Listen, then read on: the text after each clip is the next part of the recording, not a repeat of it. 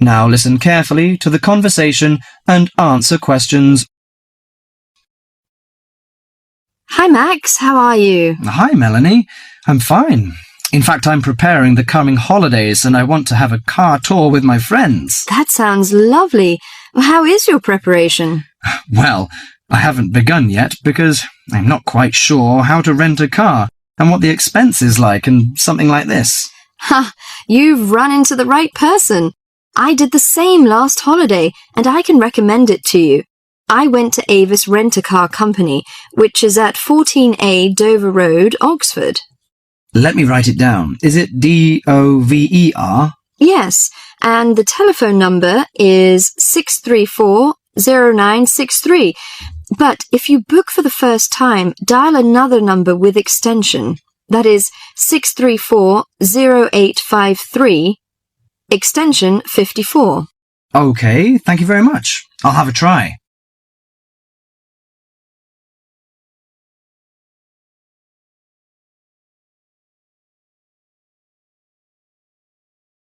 Before you hear the rest of the conversation, you have some time to read questions 5.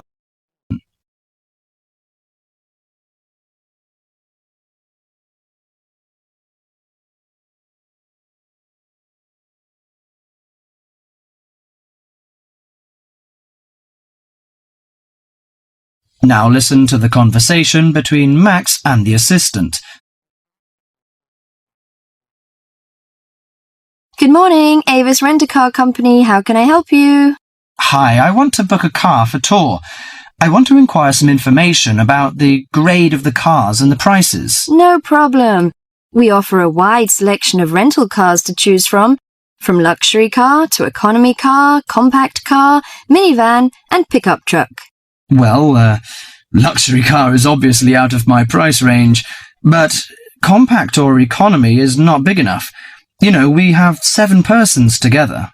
Well, how about a minivan? It's perfect for road trips and will make your journey feel like you're in a living room on wheels. I think that's good. Well, what does it feature? I mean, what facilities does it have? Unlike most minivans with manual transmission, the rental minivan cars have feature automatic transmission, air conditioning, and AM/FM stereo.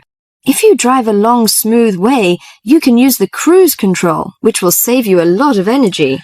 Good. How much is the price? If you rent an intermediate one, it will cost you £55 each day. If it is standard, the cost is £45 per day. I think the standard is enough. Oh, we have a special 50% discount for weekends, from Friday to Sunday. But that doesn't apply to tax, recovery fees, and optional services. What are the optional services? Well, they usually include some extra facilities, like first aid kit or something like that. I know. We plan to start off on Friday, so we have to prepare 1 day in advance. I want to book from 30th of April, which is Thursday, and it will end next Monday. Okay. Could you leave your name and the driving license number? My name is Max, and the license number is M9021. Okay. You can pick up the car on Thursday noon. Besides, we offer some optional services like street maps, flashlight, and sunsheet. What would you like to have? Flashlight is not necessary, I think. But street maps are useful, especially when we drive in a strange place. As for the sunsheet, I'd like to give that a miss. We don't want to spend too much extra money. Okay, Mr. Max, thank you for calling.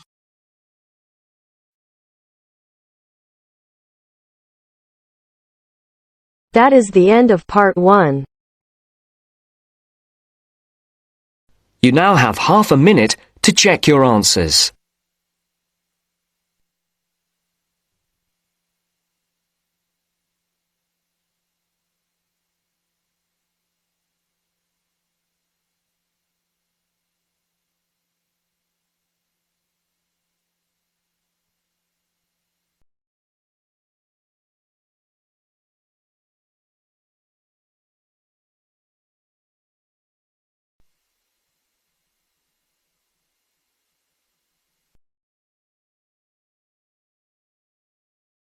Now turns to part 2.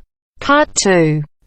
You'll hear someone talking to a group of university students. First, you have some time to look at questions 11 to 17.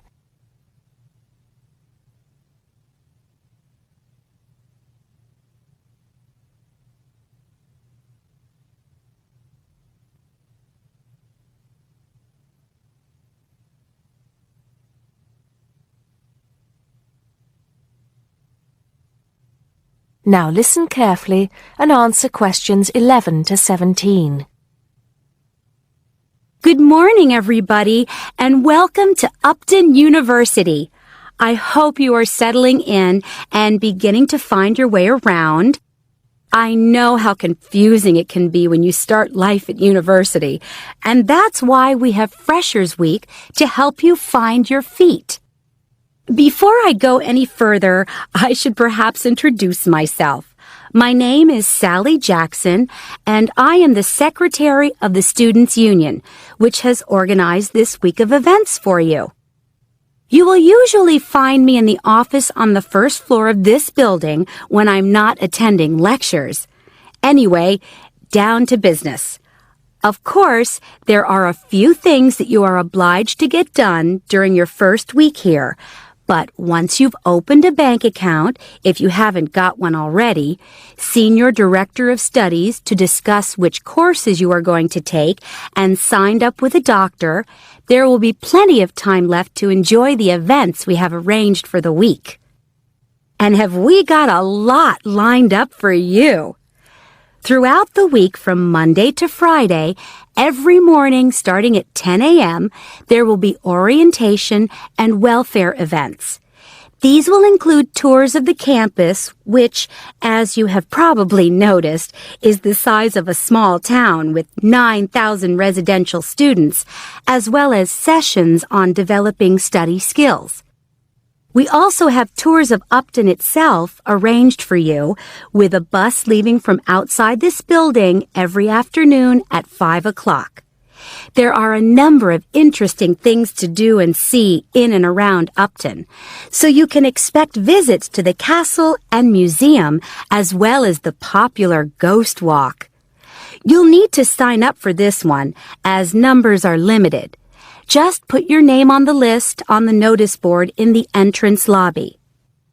An important event is scheduled for Monday, that's the day after tomorrow, when we will be holding the academic fair. This is an opportunity for you to speak to students and academic staff about the courses that are on offer. The academic fair starts at 1 o'clock, by the way. There are a couple of other fairs that I think will interest you. First of all, we have the Societies Fair on Tuesday the 16th, which I think is an absolute must. You might not believe it, but the university has over 150 societies and sports clubs you can sign up for, so you are sure to find something of interest to you. That also starts at 1 o'clock, and it will be here in the Union Building.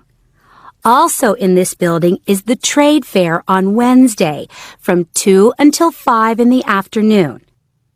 This one might sound a bit strange because you will find a load of banks and other businesses here trying to get your custom. You will find plenty of bargains and, best of all, a lot of the businesses give away stuff for free.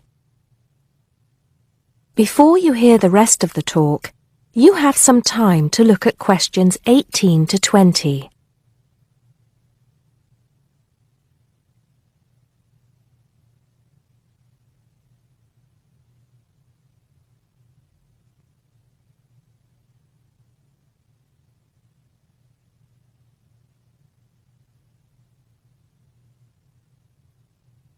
Now listen and answer questions 18 to 20. We've also got a great entertainment program lined up for you, starting tonight with our welcoming party. We have a top band lined up for your entertainment, but I'm not allowed to say who they are. All I can say is that I am sure you will not be disappointed. So come along to Blackmore Hall at 9 o'clock this evening to get your university experience off to a flying start. Just one point. I'm afraid this event is limited to freshers only. Because of space restrictions, you can't bring a friend tonight. Sorry about that. There's more fun and games on Monday in the Cotswold Theater here on campus. We have booked two of the cleverest comedians in the country, Paul Frazier and Jenny Brown, for a 3-hour show. Paul has assured us that he and Jenny have packed the show with new material, and as they always get rave reviews for their shows, I think we can look forward to an evening of great entertainment. That's in the Cotswold Theater on Monday evening at 7:30. Moving along a bit, on Thursday there is an important date for your diaries. This is the official Freshers opening ceremony, when the Dean welcomes you to Upton University. So remember, Thursday the 18th from 2:30 to 3:30 in Blackmore Hall. You certainly should go to this one, and by the way, light refreshments will be available. At the end of the week, on Saturday, you have the chance to dress up in your smartest evening wear for the official Freshers' Ball. Actually, although it's called a ball, it is quite a relaxed affair, so we are more than happy if you turn up wearing jeans and a t-shirt. The important thing is to relax and enjoy yourselves. Time and place are the same as for this evening's party. Blackmore Hall from 9 in the evening to 3 o'clock in the morning. Right. I think I've covered the most important and exciting events we have lined up for you, but there will be plenty of other things going on throughout the week, so remember to check the notice board in the entrance lobby regularly. Enjoy the rest of the day, and I look forward to meeting as many of you as possible this evening at the welcoming party. That is the end of part 2. You now have half a minute to check your answers.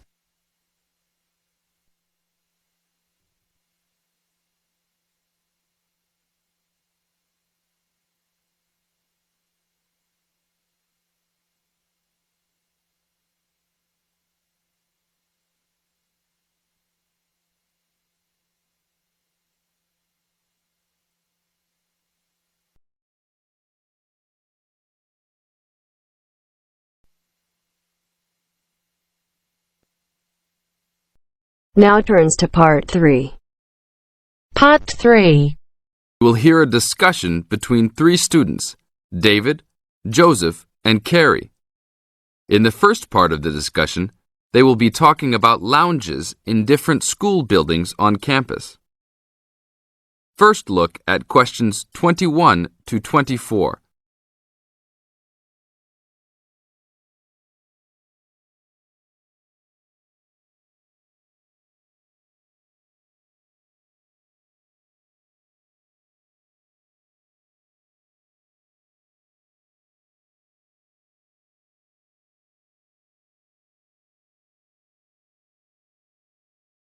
Now listen to the first part of the discussion and answer questions 21 to 24.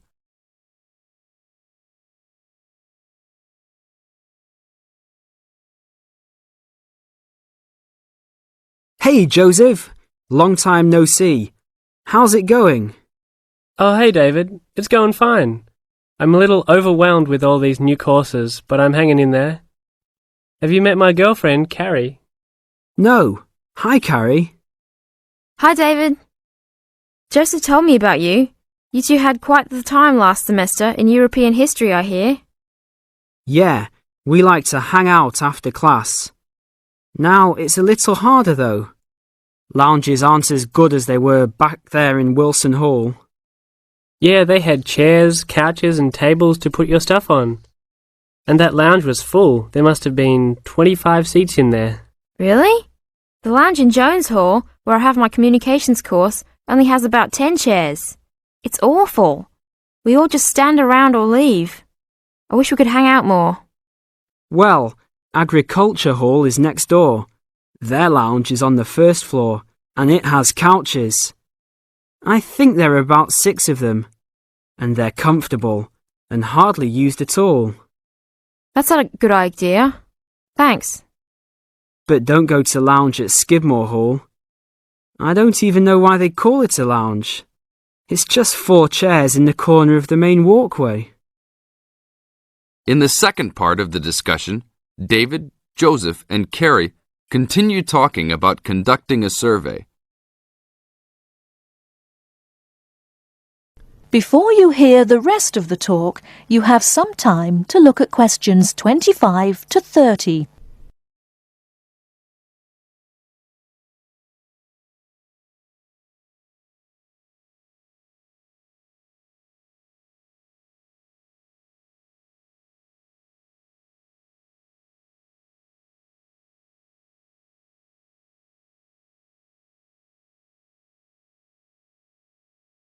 Now listen and answer questions 25 to 30. Guys, we should really do something about those lounges. I mean, couldn't we gather signatures and try to get the university to improve some of the facilities? Yeah, that's a great idea. But we can't just say something random like, oh, you need to make the buildings nicer. We should come up with some kind of ranking system and have students rank buildings, how beautiful they are, how nice they are, etc. Well, if we were ranking on a scale of 1 to 3, you all know that I would rank Skidmore Hall a 1. Like I just said, that place is awful. No facilities. The bathrooms are way down in the basement. You're right. But they do have a nice balcony on the 3rd floor. That might increase its value. But you shouldn't rank the architecture. You should rank how nice the building is for students to hang out in. Oh, okay, then I agree with you. So should we do this? I think it's a great idea. But let's try it ourselves on a couple buildings so that we can work out any bugs in it. I think Wilson Hall is the best. Sure, but we've already begun. We will give a building 1 point if it has poor facilities, not enough chairs and no vending machines, that kind of thing. And give a building 2 points if it is okay or acceptable.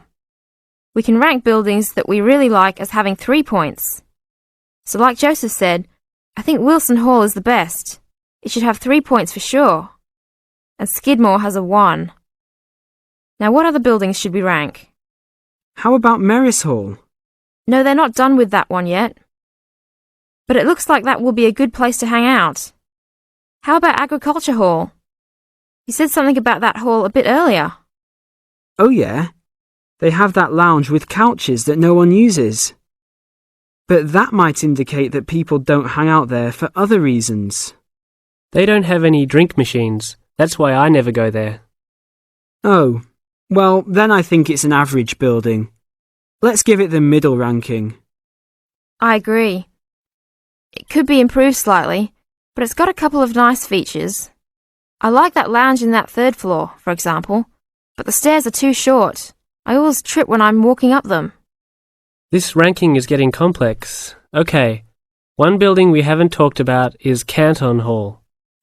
What do you guys think of Canton? Is that next to the law building? Yep.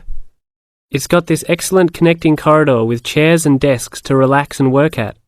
The cafeteria there is great too. I think that place is just as good as Wilson. Well, I've only been there once, and didn't know that was what it was called. It was kind of confusing, and it's kind of far for me to go, but I liked it. So I'll give it the middle ranking, 2 points because it had nice facilities, but a poor and confusing layout. Oh, Joseph, you like Canton Hall? I hate that place. It's so mechanical, cold and impersonal. The furniture is nice, sure, but it's the last place on campus I would go to. I give it a 1. Interesting. Well, let's write this little survey up and start passing it around. I don't have time to type it up. Can you? Sure. I'll do it after my biology class. Should we meet up at Wilson tonight around 8? Sure. No problem. We'll see you then.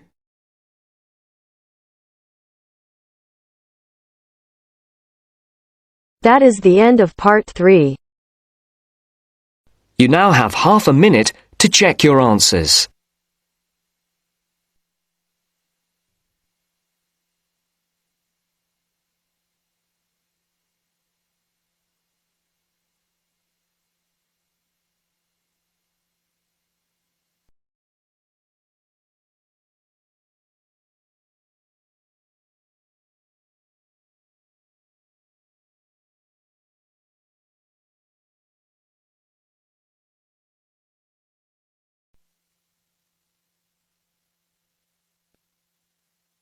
Now turns to Part 4. Part 4. You are going to hear a conversation between two students about studying abroad. First, you have some time to look at questions 31 to 40.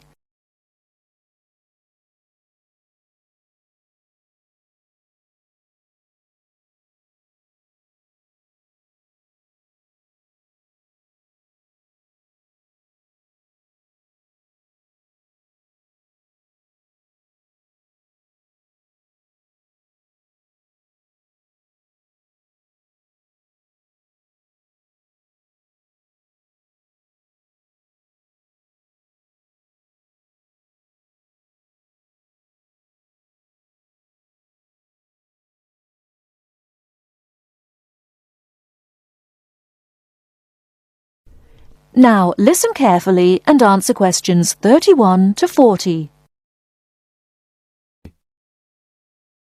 Hey Mary, how's school going? Haven't seen you in a while. What have you been up to? John, good to see you again. I've been really busy the last couple of weeks. I'm applying to study abroad next year. Really? So am I. I think it will be a great experience to be able to study in another country. What country do you want to go to? At first I wanted to study in Africa, but my parents really don't want me to go there because they think it will be dangerous. So now I'm thinking about going to Spain, Italy or Japan. Actually, I think Africa would be a fascinating place. I would want to go there to visit. Maybe not to study, but definitely I would want to go visit. For next year, I want to go to either China or Germany to study. But my parents can't afford any European countries. So maybe... Why China or Germany? Well, I want to go to China because I think it's a really interesting country with a long history. Plus, it has been changing so much, and I think it is a great time to be there. I really want to improve my Chinese also, and I've been taking Mandarin courses the last 2 semesters.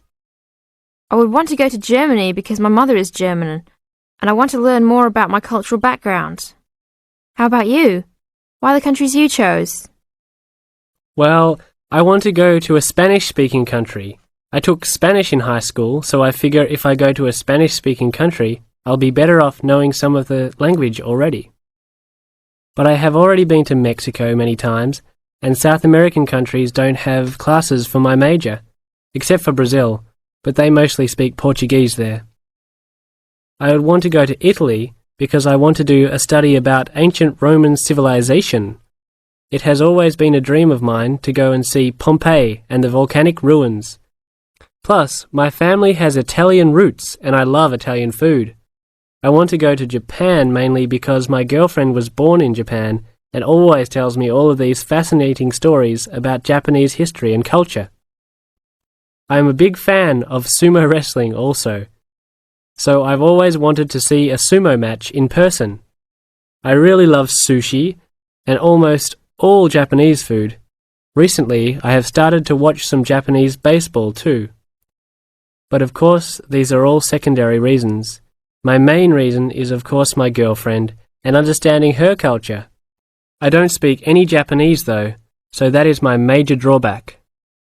I think it is much better to go to a country if you can speak the language. That's great. When do you have to decide by?